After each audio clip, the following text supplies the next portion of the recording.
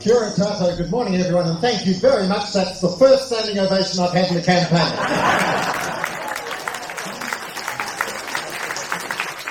It's my great pleasure to welcome you all here, and thank you for coming in such great numbers, particularly given that it was all organised at such short notice and we haven't been able to advertise it, so it's just great that through word of mouth we've managed to get so many of you here.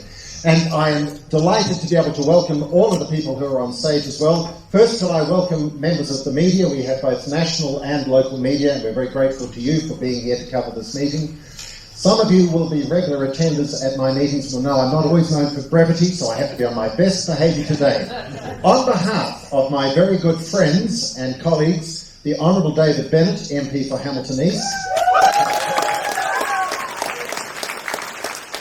and the Honourable Louise Upton, MP for Taupo, many of you will have been here just a few weeks ago when Louise was here, right where I'm standing now, to launch our families policy. And Louise, I do congratulate you again on the tremendous work that you've put into that. David, can I also acknowledge the fantastic job you're doing leading our primary production, particularly agriculture portfolio. Both Louise and David have been fully involved right around the country, very busy campaigns, and I just want to acknowledge that. But of course, nobody has been busier or around the country more than our special guest. I'm not sure if she's had time to remember or to reflect on it, but it's 3 months today since Judith Collins became the leader of the National Party.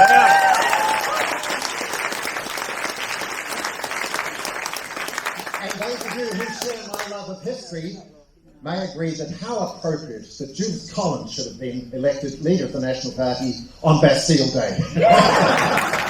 And she's been out storming the barricades ever since. Judith, we are delighted to have you here because, of course, she was born in Hamilton. Yes. A good farming Waikato stock, still has family living here, always enjoys being here. As I say, she's working incredibly hard. So welcome home, and ladies and gentlemen, would you all please join me in a very warm Waikato welcome to the Honourable Judith Collins, Leader of the National Party.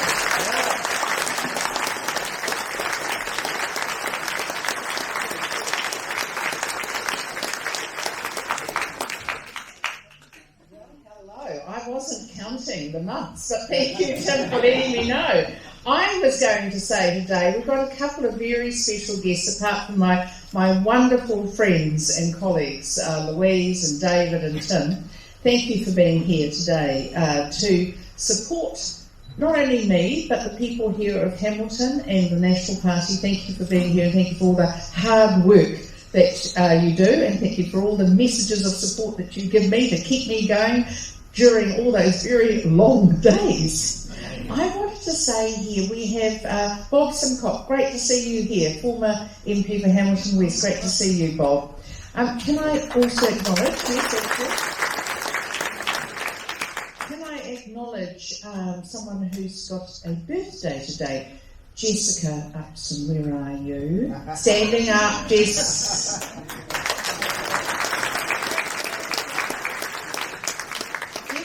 Mum, Louise, has taken her out of school today, with permission, by the way, with permission.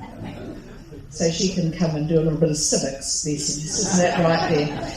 Also, my great niece, Briar, is here. Briar, where are you? Where are we? Oh, there she is at the back. Briar, come and take a seat. Be shy like your Auntie Jude, dear. Come and take a seat. Briar is an Inspector of Health with WorkSafe, and we talk a lot about this issue because it's one I'm very passionate about too. Look, I just want to say to you, we're in the last few days. I think there's 3 sleeps, isn't there? 3 sleeps until election day. And it's really important that we just keep constantly talking about the things that matter. And those are actually the fact that the economy, we know, is starting to tank somewhat.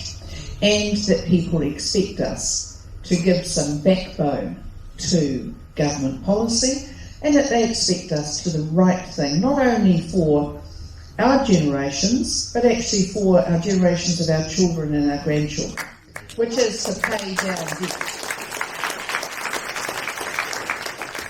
So, my opponents, they have a message which is you just spend money, you just create some money, you spend it and no one ever pays it back. It's a wonderful concept. I'm thinking of talking to my bank about that. But we weren't born yesterday, were we, ladies and gentlemen? And we understand that whatever you borrow, you do have to pay back. Somebody pays back. And it may not be our generations, but it will be the ones following if we're not very, very careful. We have an economic plan, which is for a much better way than what there is at the moment, which at the moment seems from our opponents to simply be about spending, paying for, whatever, but there's no comeback. No one ever has to pay it back. So they want to tax people more, and we want to grow the economy. I think we've got a more positive plan for New Zealand than they have. They have a thing called, which we will call an envy tax. And that envy tax is about people earn so much more than they can pay some more tax. Well, nothing's stopping Miss Ardern doing that because she wants to do that. Well, I think she should. Why don't you don't give her money to the charities then? She's so interested in. How about giving some money to the food banks that tell us that things are much worse under a Labour government than they were under a national government? And the answer is because actually it's just all talk, it's just all words, it's just all slogans, and we've got a Prime Minister who is full of slogans and has never actually run a business. Doesn't understand anything about it. Money just comes from the sky. Grows on trees. Remember those trees, 1 billion trees? What happened to them? I think they mulched more than they actually planted, but maybe not. Might as well have. But we have some very positive messages, and our messages are all about getting people into work. So Job Start, which is all about saying if you're an employer, you want to take on some staff, we'll give you a hand. Number one, we'll bring back the 90-day trial period for you, so you can give somebody a chance. Give someone a chance.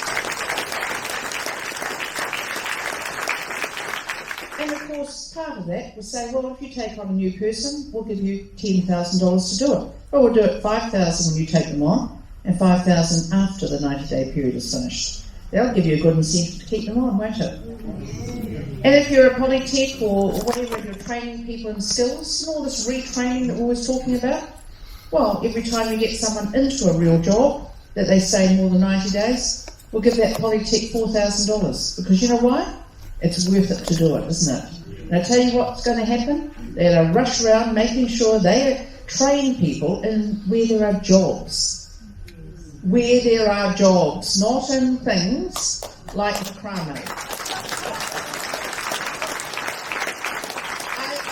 I of course am risking it by saying macrame, because some of you may like macrame, but I tell you what, I think we've probably got enough macrame. I remember it for the 1970s and I'm still getting over it. So understand, we need to get people into work.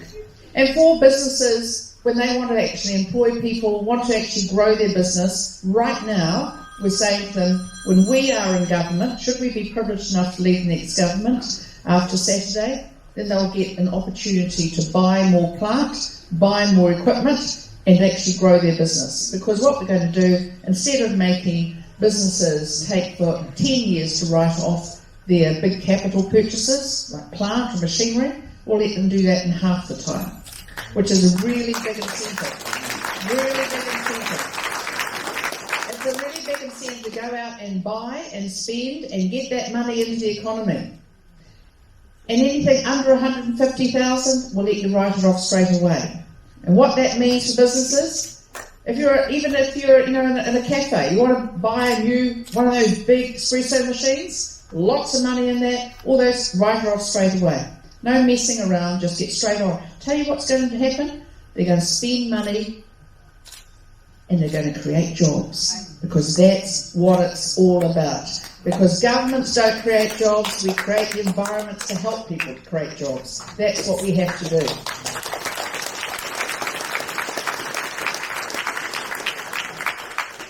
Now, I'm from a farming background, as has been alluded to by Tim, and those of you who read my book know that. And I understand this. When I was a kid growing up, there was Ruakura. Ruakura was a place where all the science and technology around farming was happening. That is actually one of the reasons that our farming agricultural sectors became world leading. It's not just because of soil, it's not just because of the temperatures, it's actually also because of the science and technology put into making us better at everything we did in agriculture and now horticulture and vineyards and everything else, viticulture. But you know what? We need to do more of that, don't we? We need to get rid of the no science Greens and actually have a pro-science government. A pro-science government that understands that we have to be constantly looking ahead and seeking to do things better, whether it's around emissions or whether it's around anything else, production. And part of that is understanding that technology is incredibly important to us. How many of you here today have got a smartphone? Actually, almost all of you have got smartphones, haven't you? Or a mobile phone of some sort, haven't you? You go on the internet, you download things. We don't bother buying encyclopedia now because now you've got it all on phones or laptops or whatever. Now just imagine my son's generation. Their view on all that. That's just normal, isn't it? It's just normal. They take it for granted. Well, technology is not only the IT side. It's also engineering. It's also science. It's those innovative things that make us more productive, that make us do things better. And by the way, technology sector pays twice the wage of other sectors. Twice. It is the future, and for some people it's the present. We all know about dairying in our area here in the Waikato. It's worth $20 billion a year to us in exports. $20 billion a year. It's a lot of money. It's the same budget, well, it's the same money as the health budget, by the way. It's a lot of money. Our tech sector at the moment, our technology sector, is worth $8 billion in exports. That's quite big, isn't it? How about we double that? Do you think we could double it? I reckon we could double it. We've got a great university here, a great polytech. Why wouldn't we want to double it? And the answer is because we should. We've got great engineering firms. I think of Gallagher's, fabulous, great innovator in the world, everywhere else. All the way, this is the sort of area we should be in. High tech, high engineering, science-based work.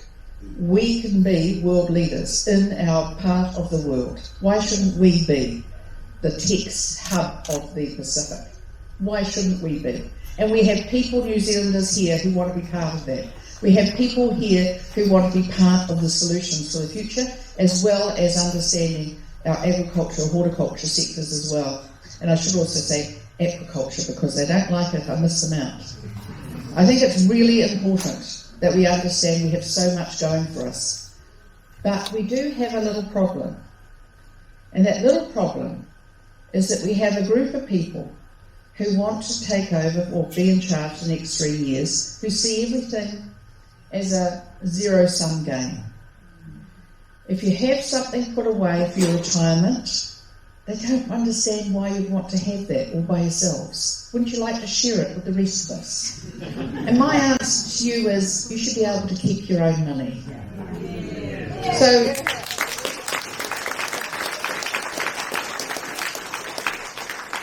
So you may have heard that we've got a tax policy that puts more money in the pockets of average earning New Zealanders. Now, I had a discussion with someone this morning who said to me, all right, that person is in the media and they may well be here. They said, but you know, on your income, Judith, you'd get an extra $4,000 as opposed to the average earner who'd get an extra $3,000. Okay, well, I'll tell you what, someone earning $64,000 a year, an average earner, is going to be very happy to have $3,000 back, thank you very much. Why? Because they've got bills to pay. They've got kids to feed.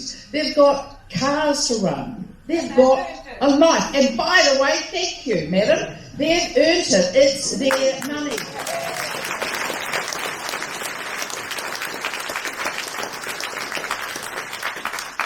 Is it their money? But actually, Jacinda Ardern doesn't need it. She said she doesn't want a tax cut. Give it to charity. Give it to the food banks that are crying out for some money. Give it away. Give it back to inland revenue. I don't care. I'm not forcing her to have it. Tell you what.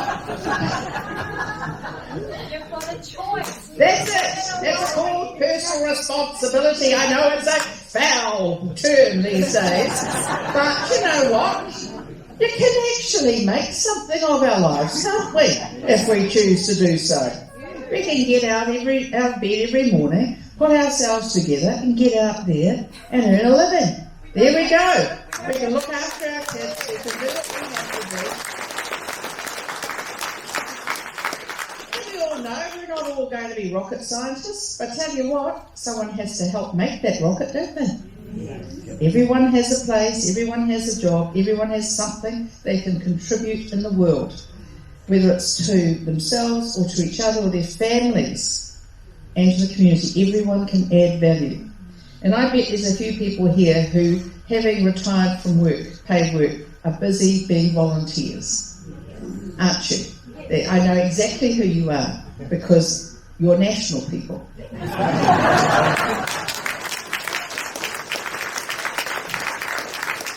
The world is full, New Zealand is full of national voters who volunteer. You know what? Not just for the National Party, but for the missions, all sorts of things that you're doing. Why? Because you know you get a lot just by helping other people, rather than being told you have to help. So we're doing something for you too. So you're probably thinking, well, okay, that's great, this bit of tax relief that you're giving other people, Judith. What about me, you'll be saying to yourselves. You can't help it. I know you are. Because actually, that is a great motivator of people doing well. So, I'm saying to you, if you're on National Super, if you're on superannuation, then you will get an extra $500 a week. If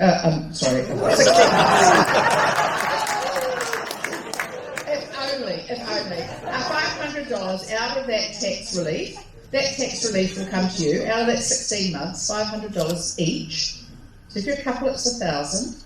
And why? You'll say, why? How's that work? And that's because your national super's worked out at 66% of the after-tax average income. So when the average income tax on the average income comes down, your national super goes up. So you should be very pro this policy. This works for you.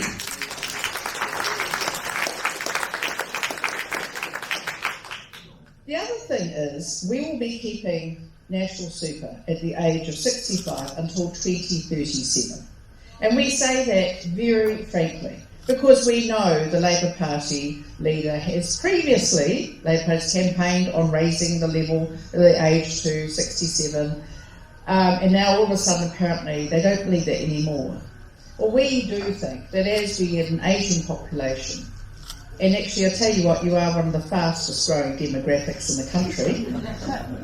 It is important that we think ahead and that we be realistic. That would kick in, that age would kick in 2037. So that's 17 years to go before it affects anyone, and it will only affect those who are coming through. Now, we've got plenty of time to prepare for another couple of years working. There's probably a few of you now who actually are on National Super and still work as well, apart from volunteers. So you understand that most people will be able to continue. But we will be also keeping national superannuation at the rate of 66% of the average wage, after that tax average wage. So you still get all of that. Can I say you too? What's that? Why not make it on the gross? Oh, well, that is on the average wage. Yep. Same thing as it is now. Exactly the same thing as it is now. It's really important to understand too, is that when I mentioned, for instance, the health budget at $20 billion, just to remind me, Louise, what's the welfare budget, including National Super? 31 billion. Yeah, I think it may be in a little bit more now, actually, because the welfare costs have gone up, it seems. So it is important that we do understand we do have to be able to pay for everything, and that's an important thing. The other thing that I want to announce today is that we will be establishing a seniors commissioner And that is to be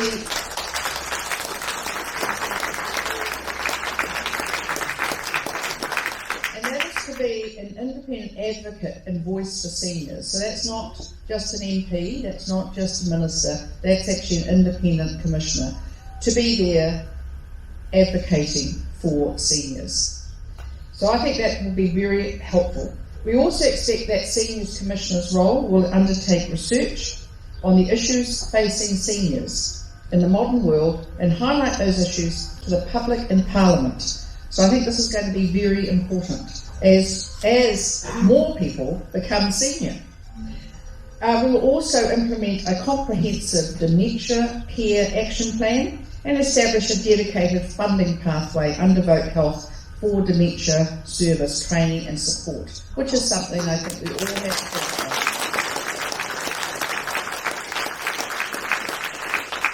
I have another big promise for you. We are not going along with the concept of a wealth tax.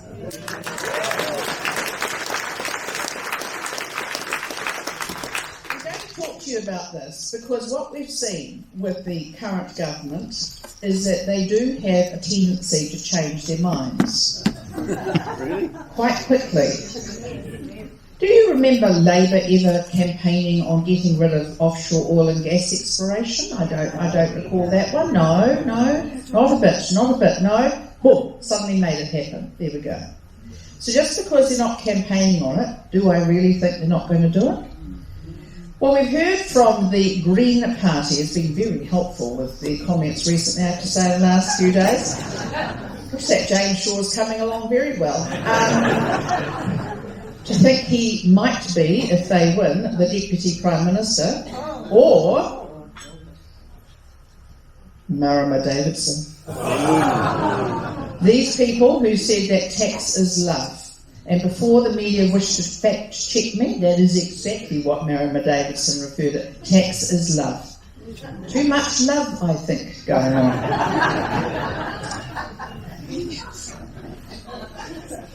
They really do think like that. You know, it's because before they came to politics, they never paid much tax, did they? Having paid an awful lot more tax than I pay now, I can tell you I don't think tax is love. Anyway. Oh, you are naughty. You may well say that, Madam, but I couldn't possibly.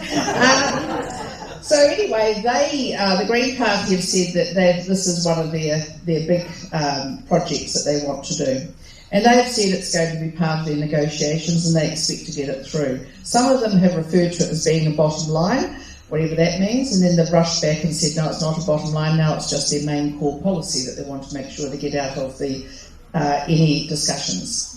This wealth tax, why should that worry you? Well, I'll tell you why.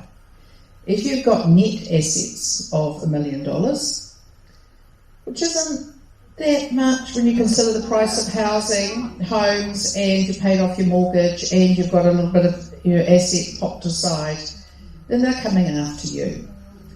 And they've said, don't worry, that's only for a single person. But if there's a couple, then that would be $2 million you could have instead.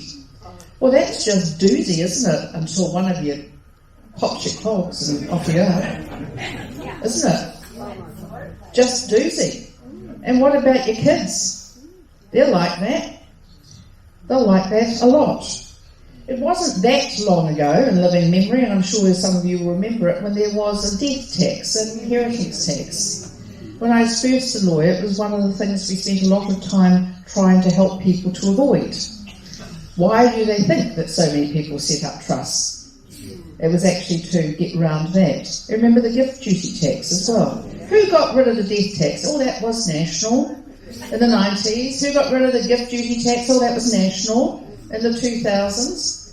Why? Because none of that actually adds to the economy. All it does is it incentivises people to do everything they can to shove money around in various places, and if you've got lots of money, it's offshore as fast as you say.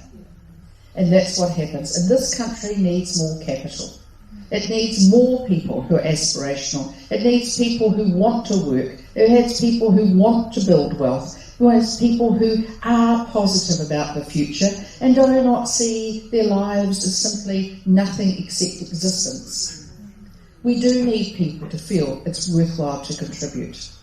Because it's not just the thrill of helping everyone else, it's the fact we can help our families as well. And isn't that a good thing?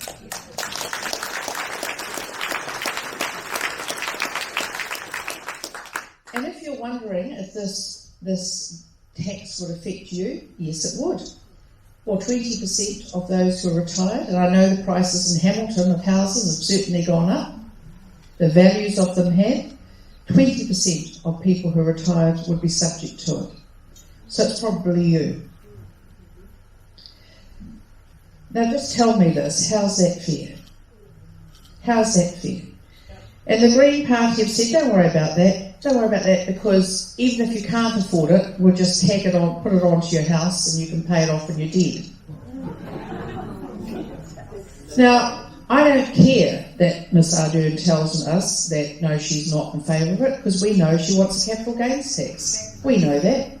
That's what she campaigned on at last election. She made a captain small, she said.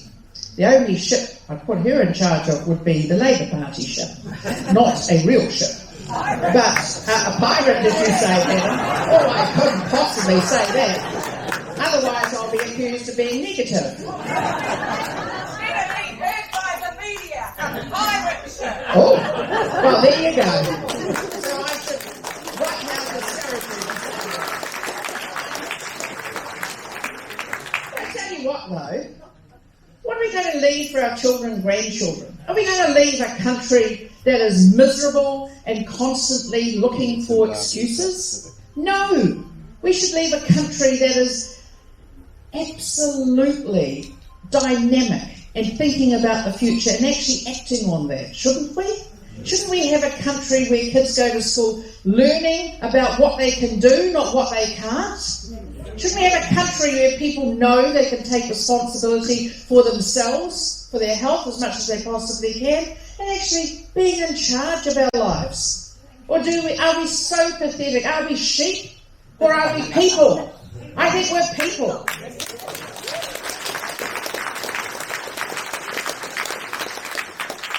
You have a very clear choice on Saturday and before, because you can vote early if you haven't already. And your choice is, you choose a national party which actually has confidence and faith in the people of New Zealand, or you choose one of those other ones who are miserable, who spend all their lives thinking about how terrible it is. No, it's not. We live in a fabulous country.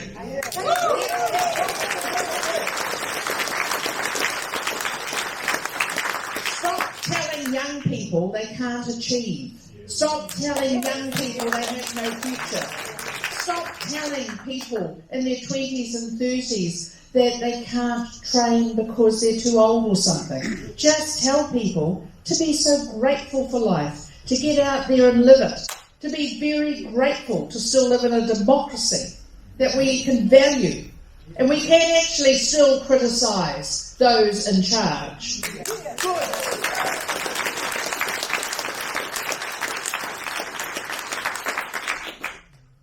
Don't waste your vote on any party other than...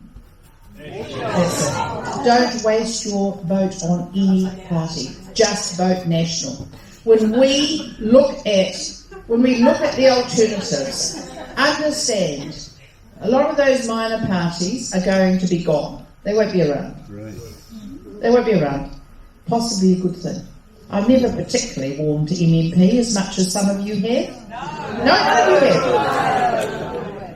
But I tell you what, there is a choice, because we ain't Labour light. We're national. Please vote national. 2 ticks. 2 ticks blue for our excellent MPs.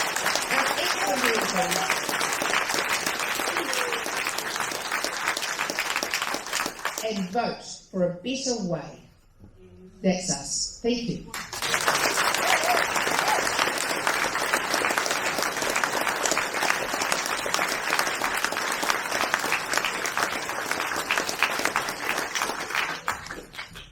Judith, you've got time for a few questions, is that right, I think? So I'm going to operate the roving mic. I might need to ask you, therefore, to hang on to this one, because I won't stretch that down. But before we do, we have the finest plum trees here in Hamilton West, and I have a lovely constituent in Glenview who makes the best plum jam in the country. And she has asked me, some weeks ago, but I haven't seen it in recent weeks, she has asked me especially to present you with her plum jam. And I can attest to that, it's superb.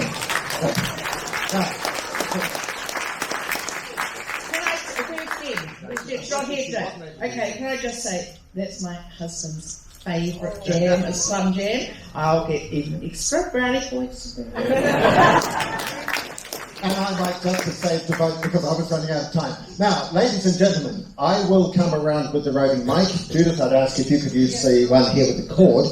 Please, could I ask you to ask questions so that we can give as many people a chance as possible? It's not a time for long speeches. It is an opportunity, however, for you to ask your questions. So if you'd like to wave an arm at me, and I will come to you. Well, there's a fine young lady right in the front row, so let's start with you.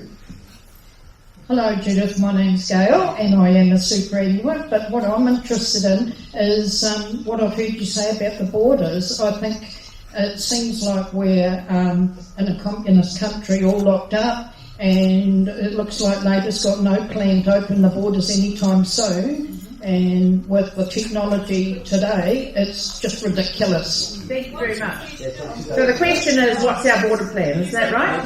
Is this one working? Your mics as opposed to our mics? Just take it off the stand and hold on. Okay, all right. Is that helpful to you? See, here I am, just a servant of the media.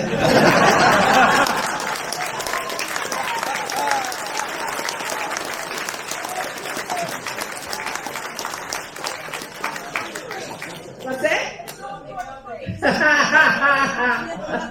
Yeah, well, that's the better side, thank you.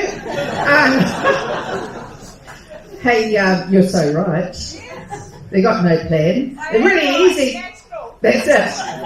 Really easy to shut New Zealand up, isn't it? Really easy. I mean, it's not like we've got the land border, that porous land border, all those people walking across from Australia. Not hard to do that. No, actually, really easy to do that. When we've been very clear that we'll have a border protection agency, so we'll have one minister in charge. We won't have three, and then we won't bring in someone, a couple of the people from Helen Clark's era to actually run it because the ministers aren't up to it. We won't be doing that. So it's really important that we have very strict rules. So number one, a bit of risk management. If you're coming from a country with loads of COVID, you know what? Things are different, don't you think? The other thing is this, you will be tested before you get on a plane. And if you have a positive test, you can stay there for a while. And I know that sounds all harsh and whatever, but I tell you what, I'd rather be talking human rights. You've got human rights. And by the way, when you come through, you can pay for it. At least a contribution. Do you know, I think they had 47 families that actually contributed towards the cost of quarantining. Out of how many thousands? I thought I saw that the other day. That's about right, wasn't it? About 47. I'm sure if I'm wrong, the media will correct me. Well, I've got to do something.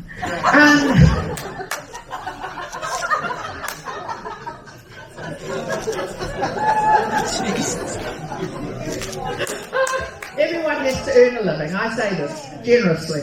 But okay, so you know how much they've budgeted for the cost of all this quarantining to December?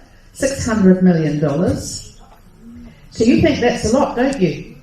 But we announced a new hospital in Hastings the other day for Hawke's Bay. That will be about $400 to $500 million. So it's a regional hospital. And you think that's tough, don't you? That's a lot of money. Not as much as the wage subsidy. Sure, that's $500 million a week. A week. Not enough. A week. $500 million a week. So that's a regional hospital every week. And it's only borrowed money. What do you think about that? You think that's good? See, I understand you've got to have something to help people through the tough times. But that second lockdown, that was entirely caused by failure at the border. Because we were promised by Jacinda Ardern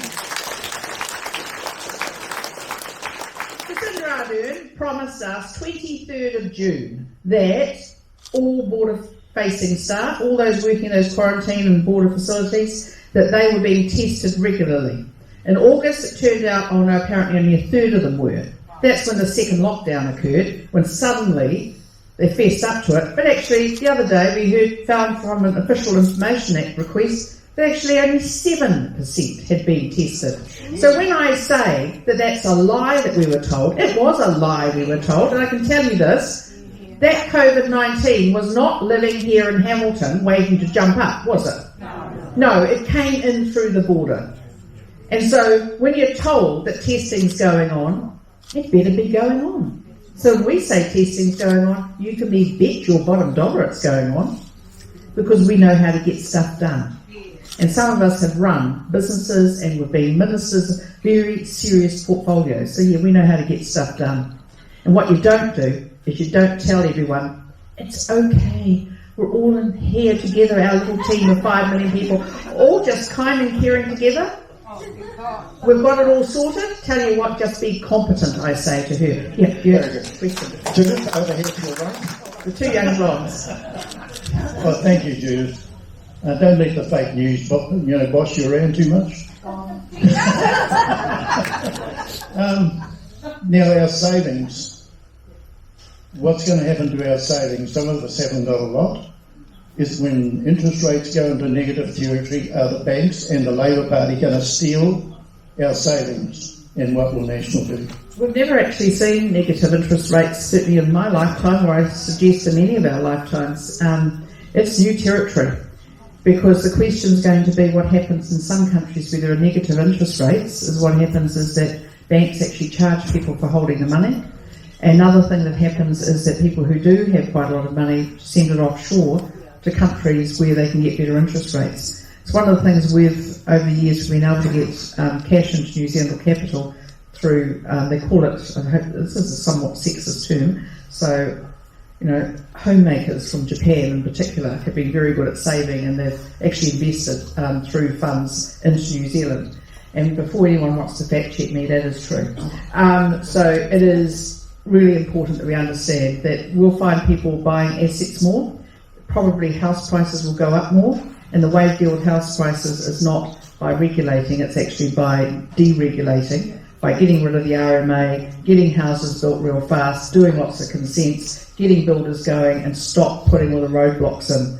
And that's part of our plan there. So if we're not very careful, we'll end up with prices going up in assets, and the house will be the most likely one that will go up unless we really move on the RMA and really move on getting houses built.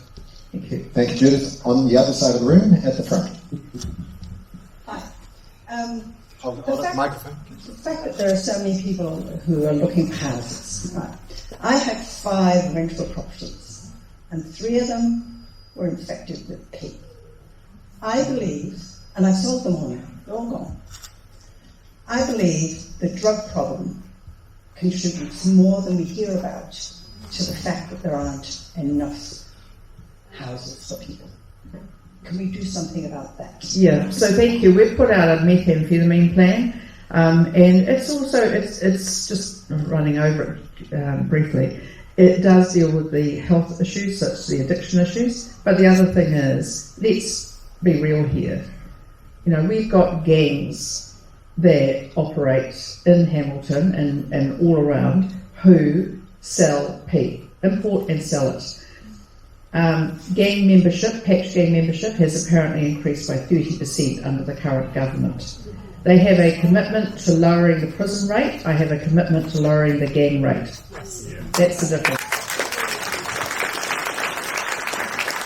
Down the back on the left-hand side.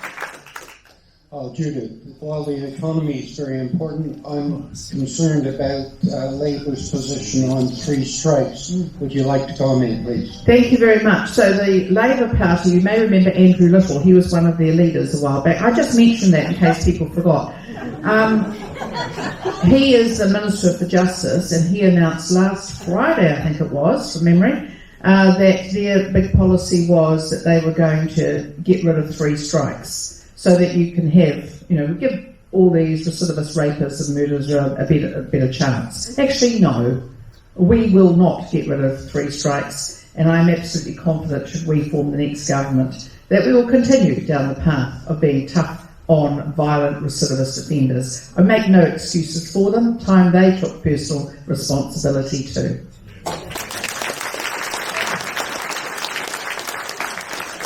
Down the back. Tim is very good at this, isn't he? Isn't he good? Do you know, he's been so instrumental in our seniors policy today. He's always talking about it, and it's not just that he has blonde hair. He knows the size bread bundle. سلام برای همگی. ما بسیار خوش هستم که امروز در بین شما هستم و یک خانمی برجسته در راست یک دولت اگر باشد در نمیزنم بسیار پیش میره دولت. You guys are all like, what the hell is that? That's my dad. His name is Muhammad. He worked with Judith in Afghanistan back in 2009. He was deputy governor, so he's just really saying that how grateful he is to have Judith, and he's really looking forward for the election day to elect her as the Prime Minister of New Zealand, because he really trusts her, because he worked with her in Afghanistan.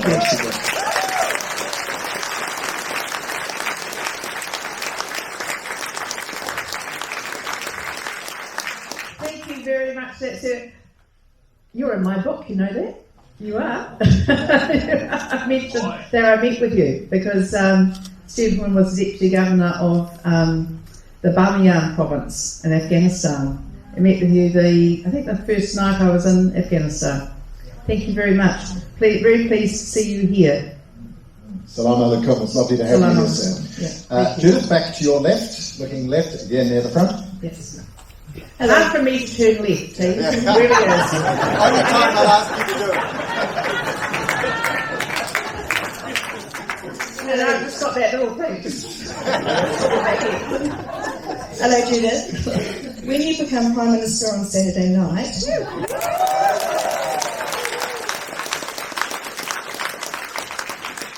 which of Labor's policies or rules that they've implemented over the past 3 years will you repeal? Which is your first one? The temptation. Honestly. Well, for a start, we're going to grow the economy real fast. I mean, there's a whole raft of things. Number one, oil and gas exploration ban is gone. Taranaki will get back its high-end engineering because there'll be a need for it. But the other thing too is the 90-day trial period has to be back for people to get people in work. We'll get rid of all of the extra costs, or not all of it, most extra costs added on to landlords. So residential landlords will have a reason to be residential landlords. That will bring down the cost of rents because they've gone up $50 a week under this current government. $50 a week. And that's going to really free everything up. The other thing is we're going to do some mass consenting of houses and housing. And every council is going to have to turn up and say, here's their plan for the next 30 years of growth. And I tell you what's going to happen. They're going to zone for it. It's going to stop land banking. Why? Because people will be paying a lot more in rates. So they won't want to if they've been zoned to residential. Suddenly you'll find developments happening. We've got to get people housed, and we cannot get them housed by regulating developers out of the business. We have to help houses get built.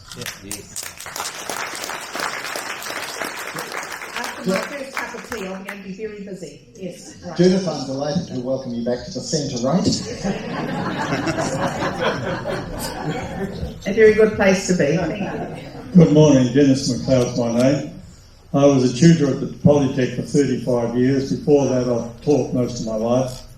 I like your policy about your money going into things, but my question is, what are we going to do about the training facilities? It's one thing to put the money in there, but Waikato Polytech, Wintech, whatever it's called these days, has gone from one of the greatest in the world to one of the least because it's been downgraded so much. So what are we going to do about this massive one Polytech for the whole country and put it back into responsibility in the areas and build them back up again? Thank you very much. Well, for a start, it's a very good question. So the current government, Chris Hipkins, who's Minister of about 5 different portfolios, he has, well, he is.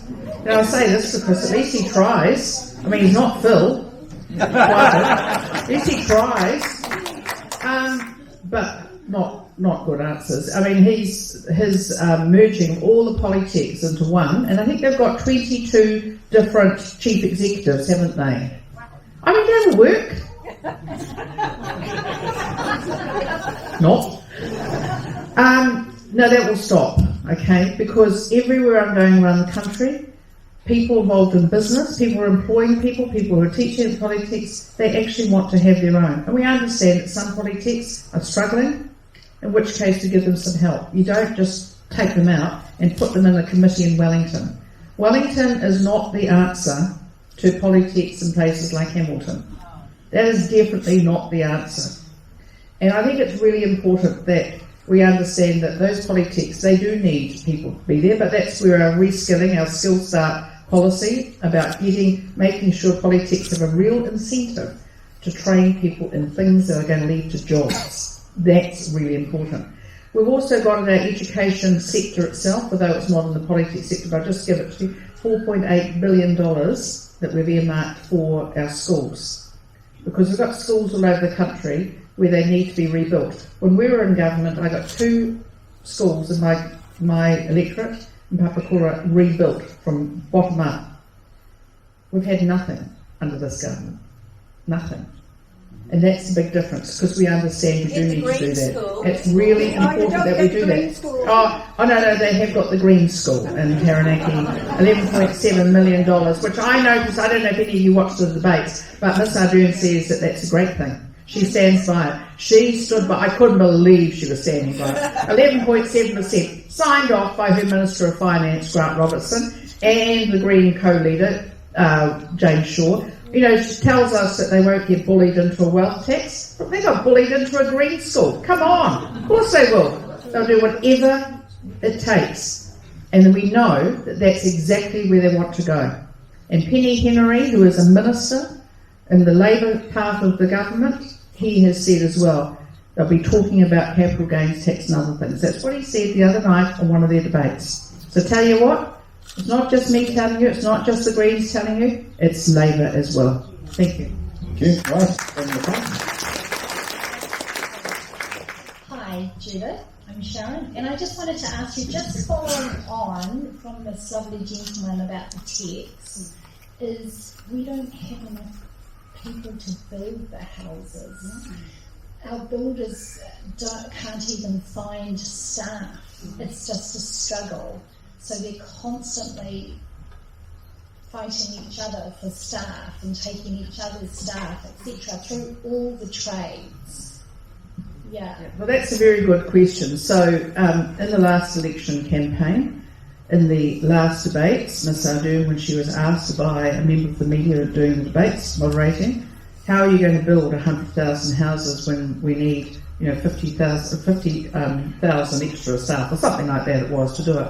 And she said, no, we've worked out a way, just do it by 5,000 staff. So that hasn't worked, has it? No. But you're quite right. And one of the ways of doing that is actually we need to be able to bring people in who are skilled people into New Zealand, but we also need to make sure, understand this, the Australians are already opening a one-way bubble, they say, from New Zealand to Australia, to New South Wales and Northern Territory. What do you think is going to happen to our tradespeople when they get the opportunity? We're going to lose them, aren't we? Unless we have that pipeline of work going forward so that people can have confidence that they're going to have enough work, which is where our infrastructure program comes in, it's where the building comes in, because you were never going to do it if we just take another 3 years to think about it. So that's why you start straight away. Thank you. Give them a reason to be here. Thank you.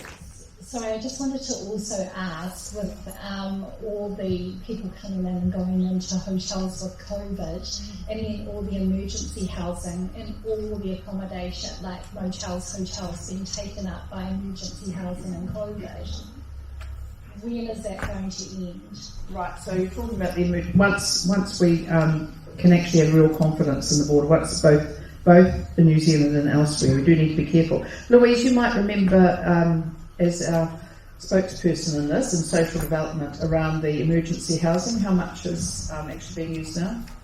Yeah, so we've got big challenges in emergency housing. So you saw during COVID a lot of people that were homeless were put into motels, and that's funded until the end of March. There's no plan for anyone who's in those motels at the moment to then be housed. And that's why our plan, in terms of getting rid of the RMA and getting these houses built really quickly, is so critical. The challenges around emergency housing actually started before COVID. So that the government was spending 4 times as much on emergency housing before COVID. So when they talk about housing, they don't have the solutions, and that's why we've got to get in and we've got to get in and fix it quickly. Thank you, Louise. And I'm just going to let you know a statistic. State housing, or say, Housing New Zealand. Well, of course, Labour do what they always do. They just change the name of something, and they think that makes it different. Now called Agora. That's going to make any more houses, but whatever.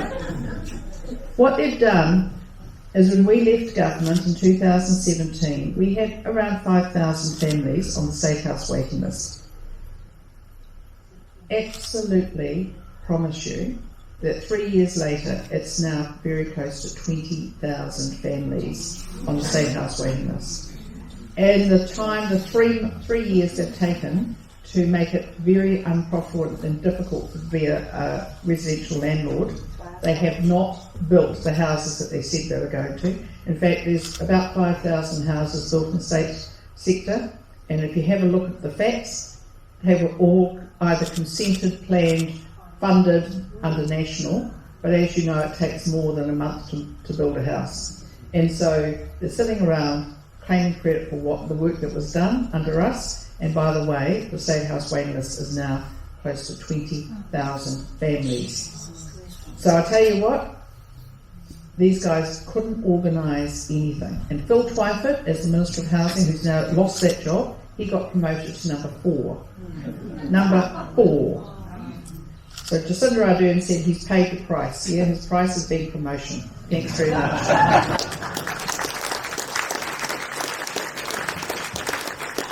Ladies and gentlemen, as you'll appreciate, Judith has had an incredibly hectic schedule for the whole of the campaign, and she's got 2 more commitments she has to meet here in Hamilton before leaving town. So I have 3 quick messages, and then I'm going to ask David to close the meeting for us. The first is to thank you all again, and particularly for your enthusiastic reception for Judith and your spirited questions. The second is I want to thank the team at Cafe Agora, who have accommodated us so well at such short notice. They only heard about this 48 hours ago, and I think it's fantastic that they were able to do it. And my third message before I pass over to David is 2 ticks blue.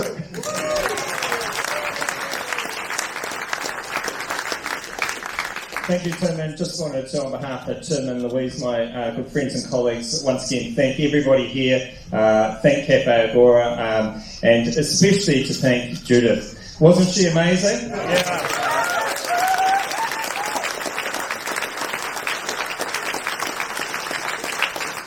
Did you like her straight talking and actually having some substance?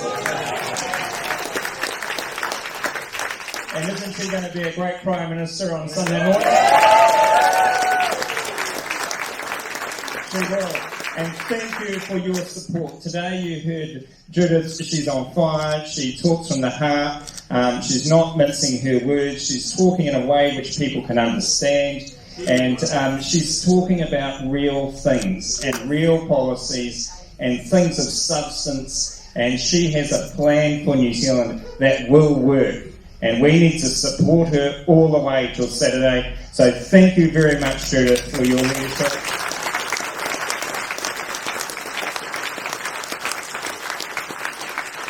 And thank you, everybody here, and thank you for your hard work. And remember, 2 ticks blue. Thank you.